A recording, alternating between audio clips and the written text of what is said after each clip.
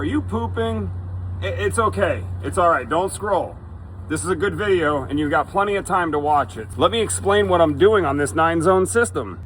When I showed up, there were only 3 zones working on this 9-zone system. Zone 1, Zone 2, and Zone 9. I don't have that many fingers on this hand. I took out my tracker to start locating valves on the property so I can uncover where the locations of those other valves were on the property so I can begin the process of troubleshooting the system. I started taking my multimeter around to each one of these valves to test the solenoids. I started noticing the solenoids were good. The zones aren't turning on. That usually means there's a problem with the wire. Either the common wire or the wire, the zone wire traveling to that valve. In this case, we're working with zone 3. I ran a above ground wire from the controller down to the valve here. It turned the valve on. So that definitely tells me that there is a problem with the wire sending the voltage to this valve here. When I turned the valve on, I found something. Let me show you. This is corrugated pipe. And as you can see, there are voids on either side of it. And the reason for that is when I turned on valve number 3 right there, a whole bunch of water came out of there, which tells me that when the person who installed this corrugated pipe for the downspout we have here probably not only broke the pipe that's here, because that's pretty obvious, they probably scarred the wires. We're going to open this area up to find the pipe and to look for the scarred wires. That's pretty much excavated. Let's go ahead and clean it off with some water so we can see it together. Let's see if we see where that break is on the wires. As you can see, this is why I'm looking here, because if they broke this lateral line, which is right there, then maybe they scarred some wires in the process. I'll get these cleaned up so that I can see them real good. Then pump out this water. We'll see where we go from there. I think I see some scarring on the one wire somewhere in there, right there. That's not that bad. Let's go and look at the rest of the wires. Just as I suspected, we've got a nicked wire here, which actually feels like it's broken inside of the housing here. Let's see if I can feel any others. No, I felt one other. These have all been hit with a shovel at some point. Like this one right here is definitely hit with a shovel. That one's not broken though. I know they had to dig on both sides. Here's one right here where they hit the wire there. I've got to go through these very carefully. I'm actually thinking about cutting every single one of them and putting in a junction box right here. That may be what I do, just to make this a little bit cleaner so I can be sure that I got every one of them. Another thing I noticed is I have 9 wires in the controller. Count them: 1, 2, 3, 4, 5, 6, 7, 8, 9. This is actually the wire for 3, not this one.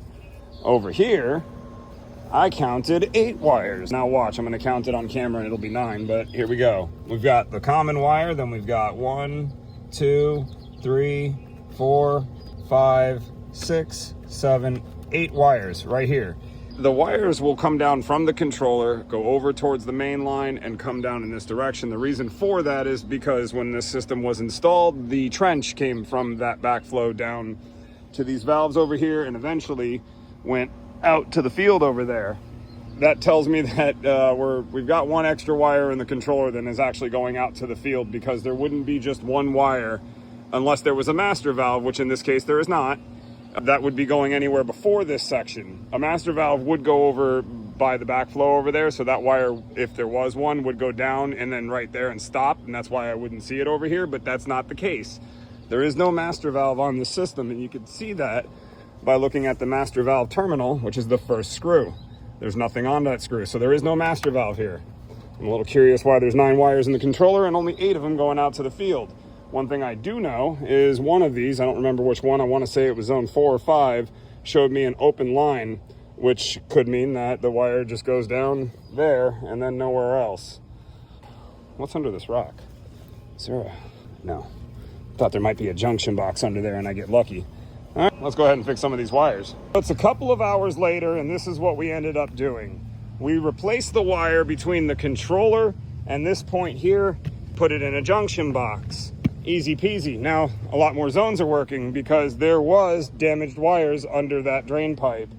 Then inside of the controller, I don't know why I didn't notice this earlier, we had to move the module up because having the module down here made it so that half of these terminals were not making contact and was not turning on the zones. It was driving me insane because, for instance, I had this red wire attached to zone number 1 along with a bunch of other wires as I was trying to figure out where they all were. And I had it working, and then when I went to attach it to what's now number 12, it didn't turn on from the controller, so it was driving me insane. And that's when I had this module down here. I moved the module to its appropriate location right here, advised the customer that we're going to turn off zone 6, 7, 5, 6, and 7. The sun is hot today. To get everything working, we are still missing 3 zones. We started this system, or started working on the system when there's only 2 zones working. Now we've got it up to, I lost count, but we're only missing 3. That's great.